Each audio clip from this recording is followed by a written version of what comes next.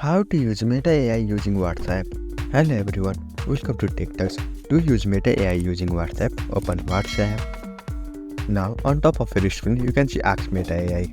You can either click on that or click on the circle icon located on the bottom right corner of your screen. Then you will be able to see this kind of pop-up. Here on the middle of your screen you can see different questions.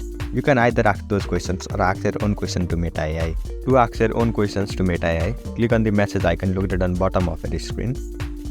From here you can type anything. So simply type your question. Here I will be writing, reply this message. What are your skills as a chef? So after typing the question, click on the send icon located on right hand side of the message box. Here you can see Meta AI has successfully answered my question. You can also generate images using Meta AI. To generate images, simply follow this prompt. Type /imagine and then type whatever image you want. Here I'll be generating a dog chasing a cat.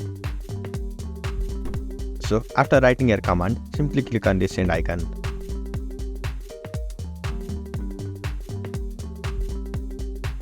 By doing this, you will be successfully able to generate images using Meta AI. This is how you use Meta AI to answer your questions or generate images.